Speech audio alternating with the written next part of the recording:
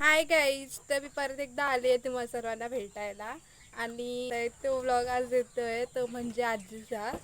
आजी आपली आज खास म्हणजे बनवणार आहे फणसाची भाजी. आणि आजीने आज स्वतःहून सांगितलंय की फणसाच्या भाजीचा व्लॉग तिला स्वतःहून बनवायचा आहे. तर या व्लॉगमध्ये आजी पूर्ण बोलणार आहे ना. आजी खूप एक्सायटेड आहे ब्लॉगसाठी, कारण का आजी बनवणार आहे फणसाची भाजी. तर लास्टपर्यंत तुम्ही शेवटपर्यंत तुम्ही ब्लॉग बघू शकतात गाईज. गाईज हे लोक फणस साफ करतंय आणि आजी बघा एकदम जोर लावून फुल जोशात आजी फुटतंय आजी ते साफ करेल. मी सगळी घालतायत. माझ्या नशिबात होता म्हणून यो फणस भेटला आम्हाला. ते बाजूला आमचे कामगार आहेत त्यांनी आम्हाला दिला. आपली आजी फणस साफ करायला घेतलाय तिने. आजी काय सांगू शकते तू या लोकांना? होय तेव्हा सांगेन काय तर. कारण का आजी खूप चिडली आहे. आजी का चिडली आहेस आजी?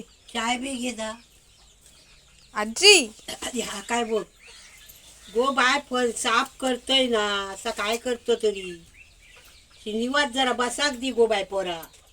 आजी तर आमची करशील मग मामी रात्रभर पोटात दुखात मग एकच रोग लागले. तर गाईज म्हणजे आम्हाला आमच्या बाजूच्या काकांनी आम्हाला दिला फणस. आमच्या नशिबात होता म्हणून भेटला आम्हाला.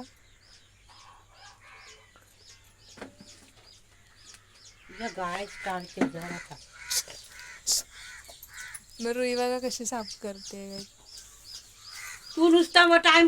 आम्ही सुरुवात केली आहे भाजी बनवायला. म्हणजे आमचं फणस पूर्णपणे साफ करून झाला आणि आता मी तुम्हाला दाखवते.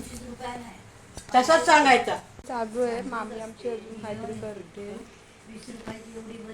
लसूण आणि कांदा कापून ठेवलाय आणि एक साईडला आजीने हातला गरम करायला ठेवलाय. घोटिया म्हण म्हणजे ते हाटला पण बोलतात आणि काय बोलतात घोटिया किंवा हाटला हाटला म्हण. घोटी ऐकलं? नको घोटी कोणते प्रश्न उचलून धरतली. आम्ही खूप म्हणजे भाजी करायला स्टार्ट केली आहे. याच्यात तेल घातलंय.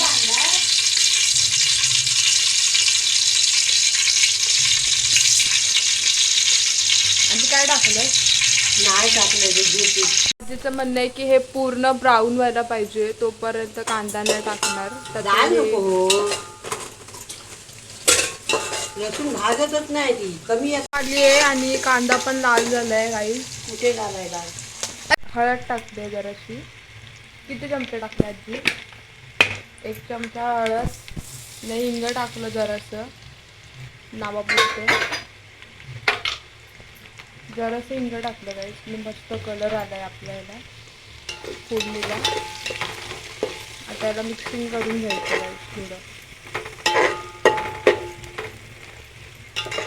किती भारी वाटतंय ना बघायला.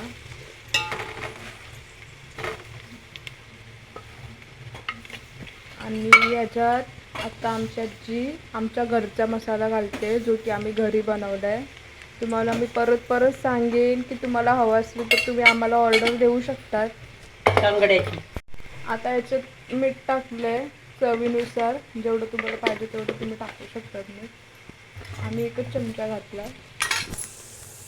आणि आता याच्यात आजीने टाकलंय फणस. मिक्सिंग करते गाईज एकदम मस्तपैकी.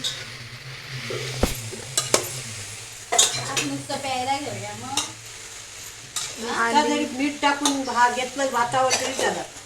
आमचा प्लॅन चालू आहे की ह्याच्यासोबत सोलकढी बनवायची की दही कढी बनवायची. हा कलरच बघून किती भारी वाटते भाजी. म्हणजे खायला किती भारी वाटेल आम्हाला. अजून नाही शिजली उठ. अजून शिजली नाही. जेव्हा शिजल तेव्हा अजून कलर येईल. सोलकडीचा बघ. आजीने टाकलेत गरे मस्तपैकी. आम्ही एकदम स्लाइस कापलेले आजीने. आणि आजी आता हळूहळू लेप लावते. म्हणजे हळूहळू एकदम टाकणार ते थोडं ढवळून. म्हणजे सगळ्याला ते मसाला लागला पाहिजे म्हणून. गाईज किती भारी लागेल खायला. तुम्ही ही रेसिपी ट्राय करा तुमच्या घरी. जेव्हा मुंबईला फणस येतील तेव्हा.